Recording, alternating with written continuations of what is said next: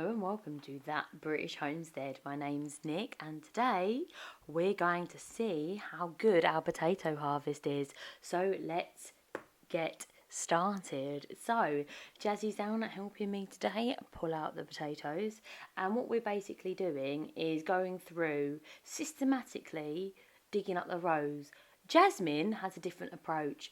She's just going to randomly pull out the plant and pick up what she can find, which makes it really good because if the plants are in, you can actually see where you've planted the potatoes, but this way it's a little bit more like an Easter egg hunt, which makes it far more interesting.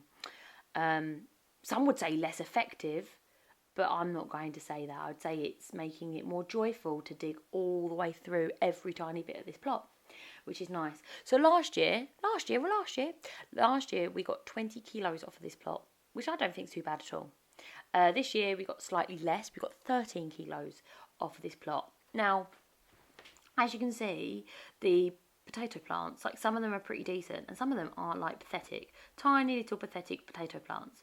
But this year they've seemed to have grown a lot bigger potatoes. Like we've got some decent sized jacket potatoes, as you can see with Jazzy's holding, and they're like proper good potatoes. Last year we got loads of piddly little potatoes. Now I've split them into two. Anything that's like an egg size I'm going to replant. Anything that's bigger than an egg is for general eating purposes. Anything that's smaller than an egg I'm going to use for new potatoes. So new potatoes are really good, like boiled and roasted and stuff like that, which is going to be quite nice. But it is also makes you have a bit of a varied diet, which is quite exciting. So last year we got tons of new potatoes, whereas this year we've done pretty decently on the jacket potatoes. Some of them are slightly damaged, and the ones that are damaged I'm going to be going ahead and using first, because if you use them first, that means that they are completely done before they start to rot, which is important. I have to say though, I did cut open a potato the other day and there were 2 slugs inside, which is a bit grim. But like you just cut them bad boys out and it was fine. So that's what I've done with them. This is a little bit of a difficult bed to dig out because of it having wood chips.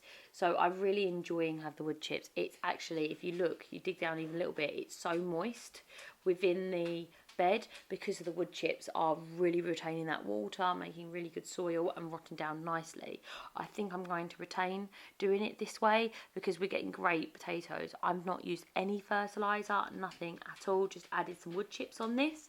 So I do think that it is a really, really good way of having potatoes, and they are absolutely perfect potatoes. They taste amazing. There is nothing better than homegrown potatoes, in my humble opinion. I've really enjoyed having them as a like dish on the side as a main bit. We're really, really enjoying them. We have only harvested one bed at the moment because potatoes store really well in the ground. So we're going to make sure that if we see any potatoes like popping out of the soil, we'll just bed them up, taking handfuls of wood chips and putting it on top. You can see how lovely that compost is already. It's really dark and lovely and really just well formed, which is very, very exciting. We're always a little bit nervous about the potatoes, especially when they're like little, tiny little plants, because then you just start thinking to yourself, you never know what you're going to get with potatoes until you start digging down. And as soon as you start digging down, you then find if they're good potatoes or not good potatoes. So it's always a little bit nerve-wracking. I always worry if it's going to be a little bit too late or a little bit too soon for potatoes. But as soon as they start dying back, you know that, okay, they're done for the season. They will store in the ground. You've got to be careful. Some of them will start to sprout if they're too close to the surface. But that wasn't an issue with these particularly. I am going to redo this bed with Christmas potatoes. I'm going to do that very soon and make sure that they are ready and raring to go when it comes to Christmas, so that we have some extras that are stored in the ground. Our major issue with potatoes is that we have rodent damage. Rodent damage can be from, I think it's mainly from like mice and rats. However, I do know that we do have a lot of rabbits, so I'm not sure if they're nibbling on the potatoes, but I think it's mice and rats. But this year, so far, we've not really had any issues from them. Major issues that we have are slugs. Now, there's several things you can do to prevent slug damage. There's slug pellets that are organic. We tend not to use those. There's beer traps. I sometimes use those. Or we just go for the old defence of wait and see what happens, is what we did in this bed. Like I said, we probably lost maybe a pound or two of potatoes to slugs, but most of them were salvageable. There was like an odd little bit of damage on them, whereas last year we got quite a significant amount of rat and damage from them. And I think the major difference is that we've moved away from the turkeys and we've got chickens instead. And although chickens do attract rats, because they know that there's food there, they're way better at eating from the automatic feeder than the turkeys were. So they are so much easier and better to have at the allotment. They don't drop as much seed, therefore the rats, there's no reason for them to come around. Whereas people that have open feeders, I do know that they have quite a significant issue with rats. Because obviously, if you've got free food all day, every day, why wouldn't a rat come over and be like, oh, yummy, yummy? But yeah, I'm quite impressed with the potatoes that we have had so far. And I think it's really good to have someone over as well to help you. This is my friend, and she came over because she absolutely loves harvesting.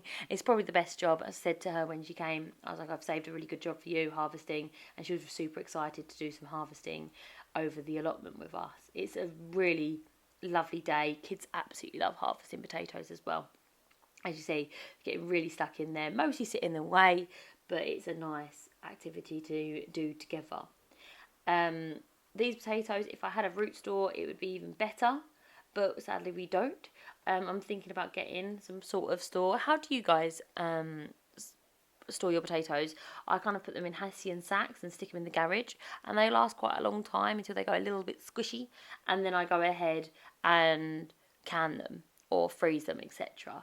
But I would like to have a long storing one because there's nothing better than having a fresh potato. I do really like having fresh potatoes, especially in the winter months. We like to have potatoes right up until probably about February, and then we tend to run out. I know that those of us with root cellars, which is more of an American thing than a British thing, can store them a lot longer than what we can, which is really nice. And I'm just laughing at my friend. She was desperately finding a potato and kept saying to me, you've put me in a potato barren area. Yeah, so I would like to find a better way of being able to store the potatoes and have them for a bit longer throughout the year. I did try to make potato powder, but it's very gummy. I can't describe it anything other than that. It's a little bit like, you know how sometimes you cook potatoes and you get like a gumminess to them and it's like a bit weird? That's how my potatoes have gone when I've made them into a powder. I way prefer them fresh, or I parboil them and then go ahead and freeze them, and then they can be roasted, etc. I do find that the freezer has a flavour to them, and I'm not like really sold on the idea, but my partner doesn't mind and my daughter doesn't mind them, so I just go ahead and give them to them, and they like them as much as anything else. But I prefer them to be fresh, so I tend to eat them fresh right up until the point where they go a little bit squishy, and then I kind of like just can them all. Now I know that you're meant to use the best produce for canning, but if you think about it this way, it's better than throwing them away. I really hate wasting food, so I think it's way more important to have the food that you love and have it when you need it in the form that you like it. So I'm going to go ahead and try canning them. I've heard that it works really well canning them in like stock, and we make our own stock, so that'd be quite exciting to try that. And obviously we've got a pressure canner. You can't do that in a water canner.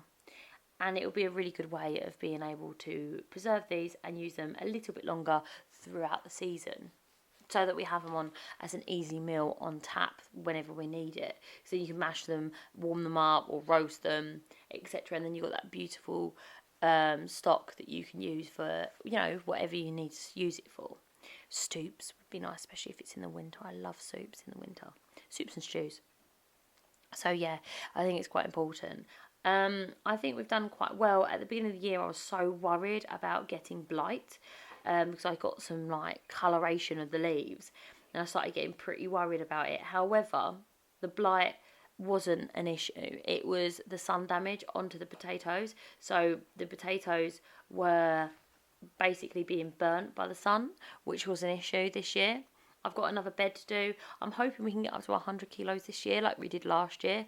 This one has got 13 kilos in this bed, which is not bad considering they were significantly bigger than last year. And I was saying I'd way prefer to have less potatoes but have them more usable potatoes than have a load of potatoes that are not usable but way bigger, way more. I think it's better off this time around. So I'm going to keep with these potatoes. They're different varieties from last year. I actually didn't get to pick these potatoes this year because the way we do it over the allotment, you get a letter, and the letter you tick off what potatoes you got. For some odd reason, I didn't get my letter this year. You know what it's like, sometimes your letters aren't delivered, whatever. So I only was allowed to, well, not allowed, but I only could pick what was left, basically, that they kind of over ordered and nobody wanted. So I was absolutely gutted this year. I was like, oh my goodness, I've made such a mistake. I was kicking myself, and I don't know where it's where you are, but this, like, you've got to order your seed potatoes super early here or you're not going to get any. So I was kicking myself. I was like, right, I'll go in and I'll pick one of each variety. It's fine.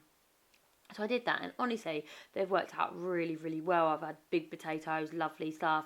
The rodents and that didn't want them, didn't, go after them, etc. Which was a total luck of the draw, and also shows that sometimes it's best to kind of mix things up and not get stuck in a rut, because you might think that you found something that's really good and around the corner there's something that's even better. That's why, to be honest, with most things I try to change the varieties around as much as humanly possible, and I do try new things, etc.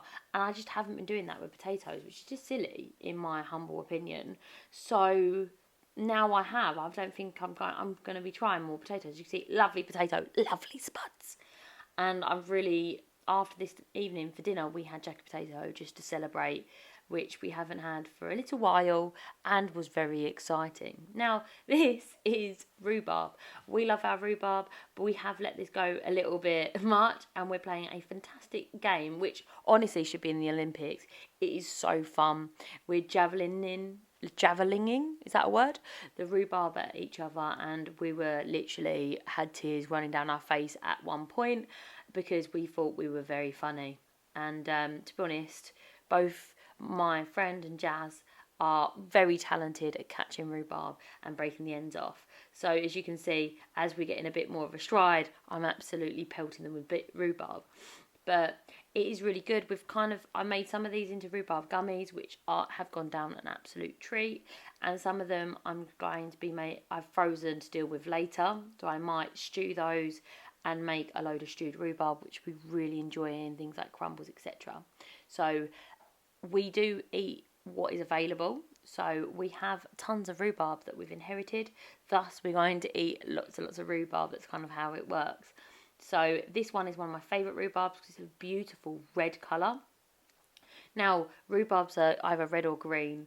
And you can add colour into them, but I think if you're adding food colour in, then it's not really, like, I'd rather have it green than put food colour in it. But this one is just absolutely beautiful. I think it is just a beautiful cherry red flavour colour. As you can see, it's absolutely breathtaking. Bit of green on there, but when you cook that up together, it makes a beautiful rhubarb looking rhubarb, which is very, very nice.